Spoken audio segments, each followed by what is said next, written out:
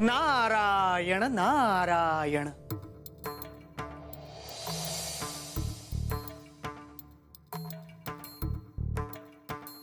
शुभम भवतु। महाराज तुम्ही आता?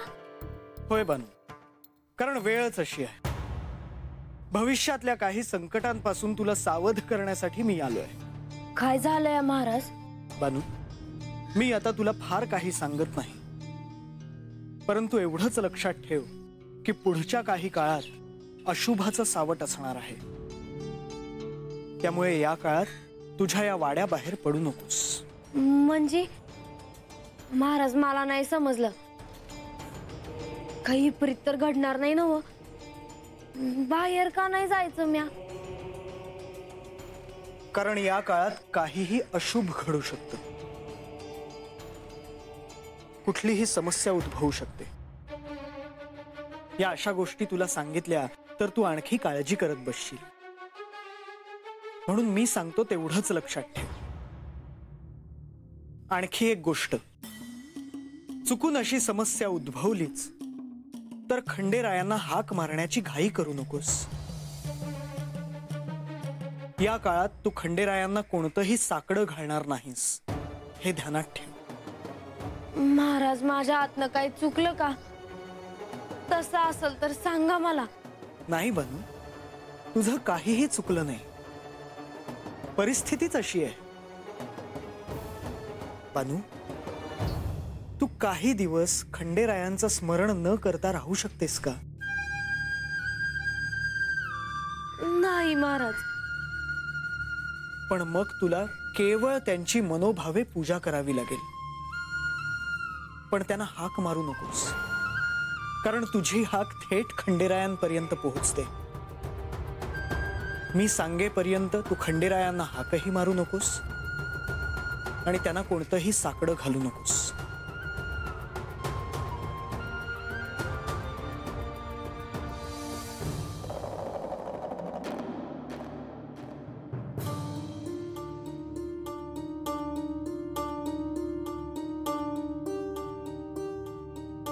देवा, दरबाराचं कामकाज सुरू करण्याची परवानगी असावी।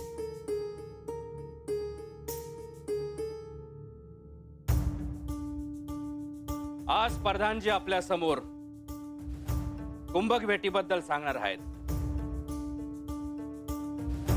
राजधानी जेजुरी आणि संपूर्ण राज्यात काय सुरक्षा असेल, तसंच युद्धासारखी परिस्थिती आलीच तर काय करायचं याच्याबद्दल चर्चा होईल। तेव्हा आजच्या कामकाजात दुसरा कंचाबी प्रश्न येणार नाही।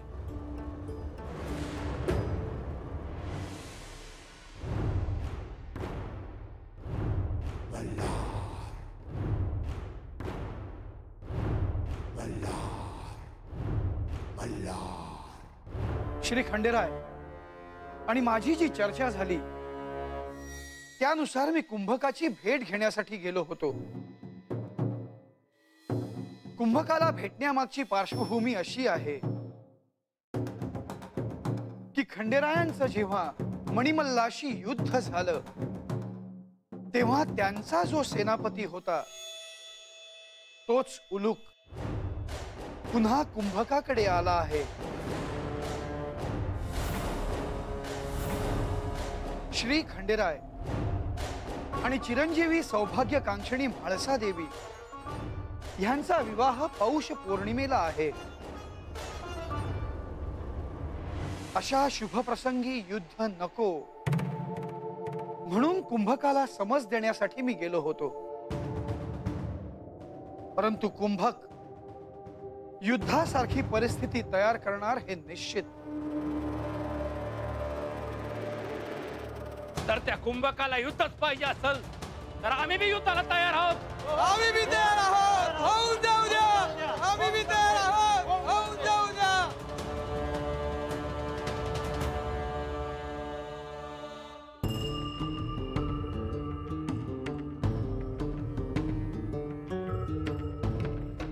देवा, युद्ध होणार असं समजून आजच व्यूहरचना करणं आवश्यक आहे। युद्धाआधी सर्व गावकऱ्यांना स्थलांतरित करा। अन्नसाठा जलाशय सुरक्षित ठेवा, अबालवृद्ध स्त्रियांना योग्य ठिकाणी ठेवा. पर देवा, हे समज केलं तर लग्नाची तयारी केव्हा करायची?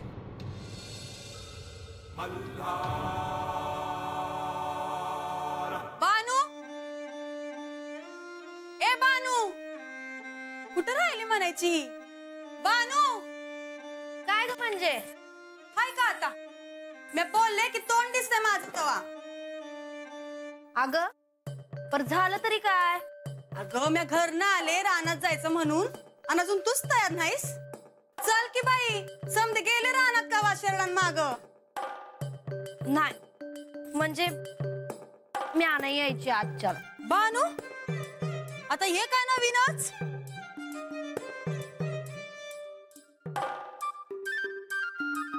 काय ग बानू, काय म्हणते म्हणजे? होय बा, मी नाही जायची आजच्या. अरे पर का? आणि एकदम काय झालं तुला?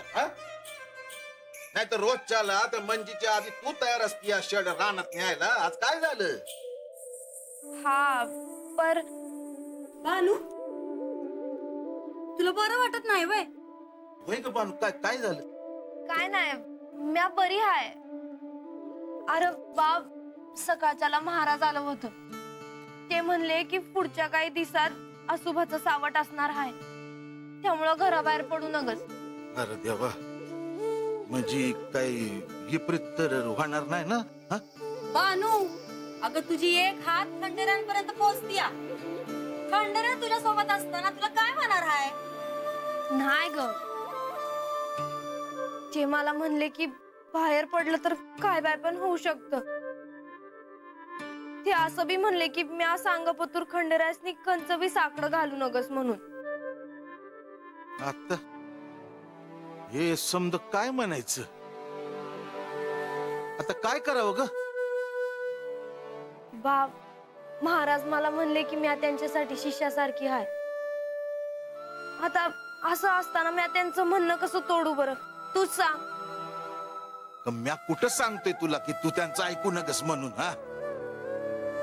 झालं, म्या काम करतो, म्या जातो म्हणजे संघ शेड हा काय.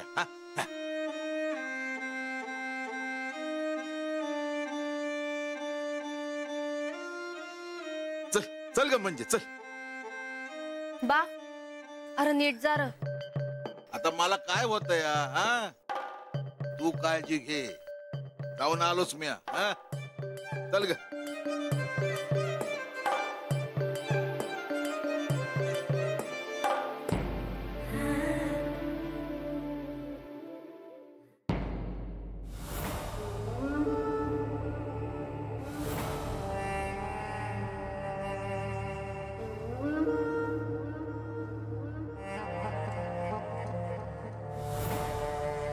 काय करावं, कसं करावं, हे कधीपासूनच मी माझ्या मनात पक्क केलं होतं. केवळ तुझ्यासारख्या सेनापतीच्या शोधात मी होतो, आणि माझा शोध सार्थकी लागला. तू मला सापडलास. दैत्यगुरु शुक्राचार्यांचे हे ऋण मी कधीही विसरणार नाही. काय करायचं ठरवलंयस तू? त्या खंडेरायाशी युद्ध होणार हे आता सर्वच दिशांना कळून चुकलंय. माझं सैन्य मी गोळा केलंय. तुझ्यासारखा सेनापती मला मिळालाय. कुंभकची खेळी काय असेल याचीच सर्वजण वाट पाहत आहेत. आणि सर्वांनाच माहिती की या कुंभकाची खेळी ही निराळीच असते. तुझ्या मनात नक्की काय आहे कुंभक?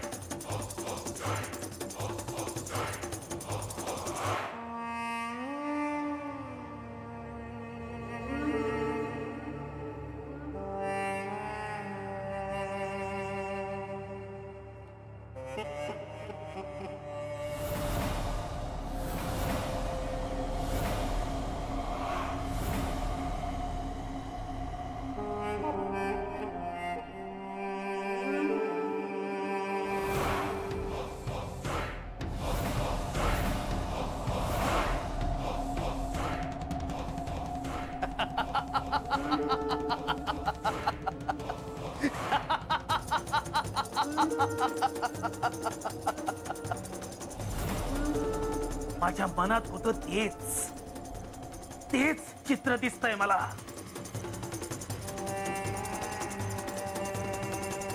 त्या खंडेरायाचं त्याच्या प्रजेवरती प्रेम आहे आणि त्यांना काही त्रास झाला तर त्याला ते सहन नाही होणार.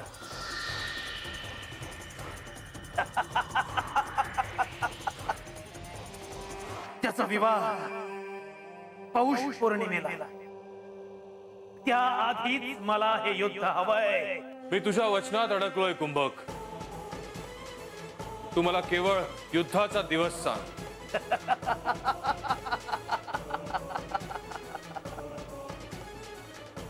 ही खेळी तुला खेळायचीच नाही एवढं. ही खेळी तर मी खेळणार आहे. युद्धाआधीच असं वातावरण तयार करीन की त्या खंडेरायाची सारी प्रजा घाबरून जाईल.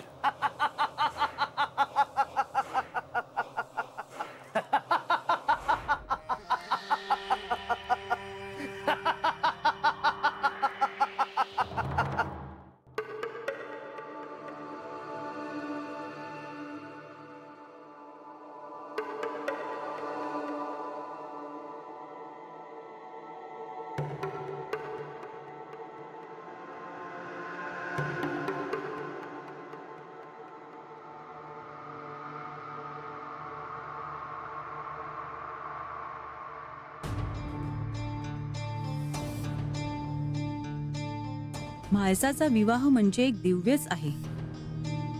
काय काय घडेल आणि कसं कसं घडेल काही सांगता येत नाही. आणि माझ्या मनात अजून एक कोडं आहेच की म्हाळसाने इथूनच खंडेरायांशी बोलून विवाहातल्या सर्व गोष्टींबाबत होकार कसा घेतला असेल.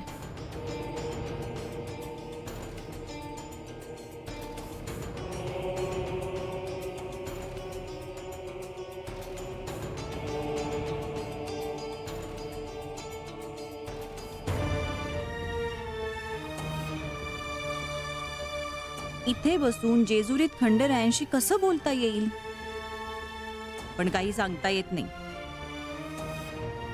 मला तर संशय आहे त्या सुवर्ण दर्पणातच काहीतरी आहे.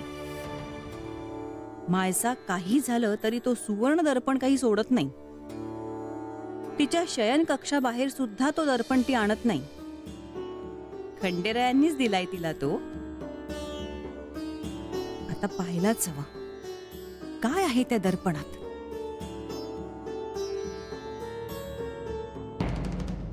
आई मी बाहेर जाऊ का? नाही, आता माध्यनेला बाहेर जायचं नाही.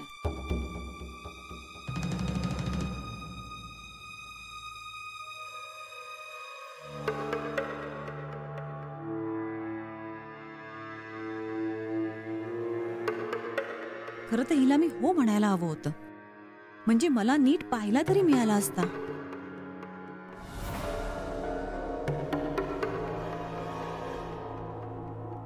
मायानंदा, मी खूप कामात आहे, आलेच थोड्या वेळात.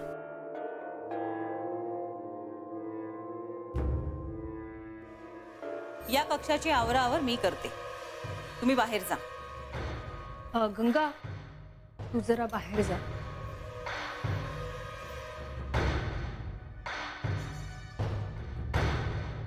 लतिका, तूही बाहेर जा. अक्का, आपण बरीच. मी सांगितलं ना, मी करते ना.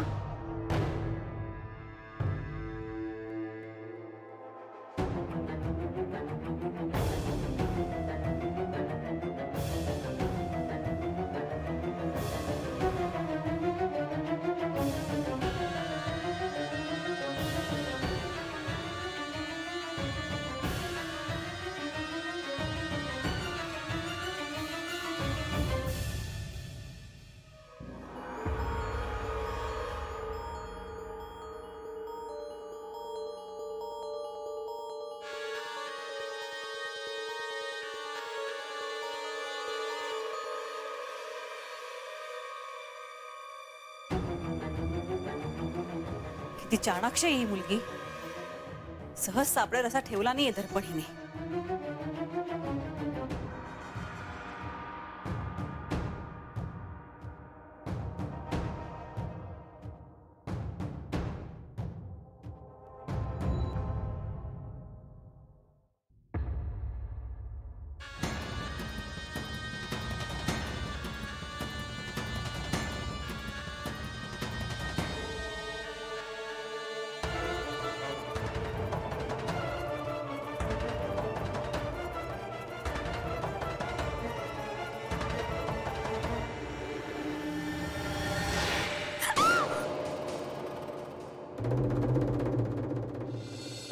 देवा, उशी पुनवची तीच जवळ आली. तुमच्या लग्नाची तीच व्हायची. आता लहान तोंडी मोठा घास घेतोया. पर देवा, अशा परिस्थितीमध्ये आम्ही असताना तुम्ही लढाया येऊ नकाशी. वय वय आम्ही आहे, आमचा विश्वास ठेवा. आम्ही आहे, आमचा विश्वास ठेवा. आम्ही आहे, आमचा विश्वास ठेवा. आमचा विश्वास ठेवा. होय होय आम्ही विश्वास ठेवा.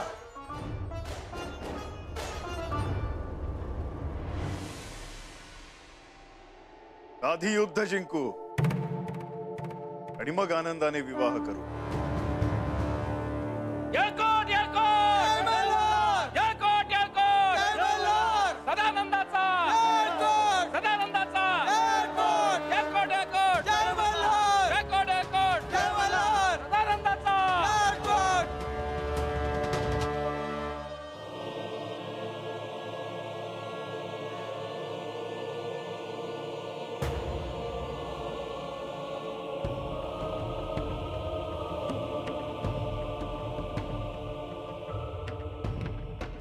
देवा,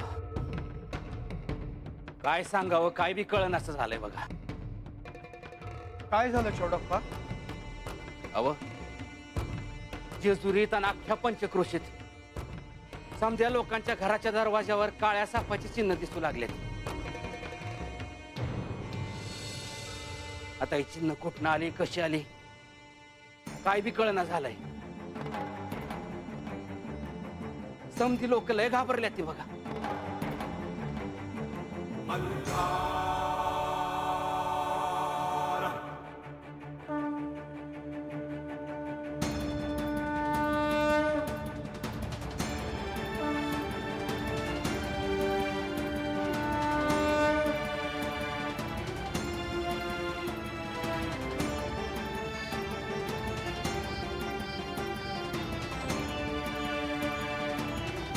सगळ्यांनी ही गोष्ट ध्यानात ठेवा की हे युद्ध नेहमीच युद्ध नाही. शत्रू पक्ष मायावी शक्तींचा वापर करणार हे निश्चित.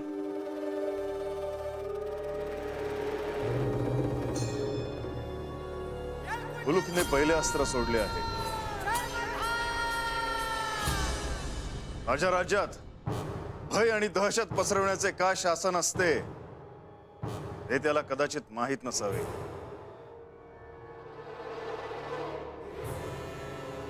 राज्यात दवंडी पिटा, चिंता नसावी.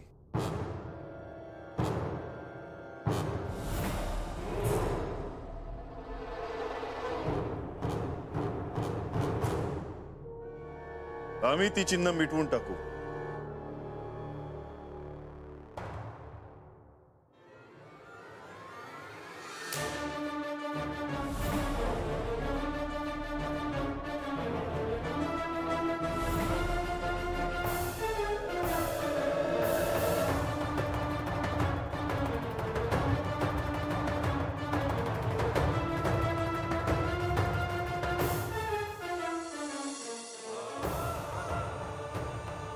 सगळी चिन्ह मिटली आहेत.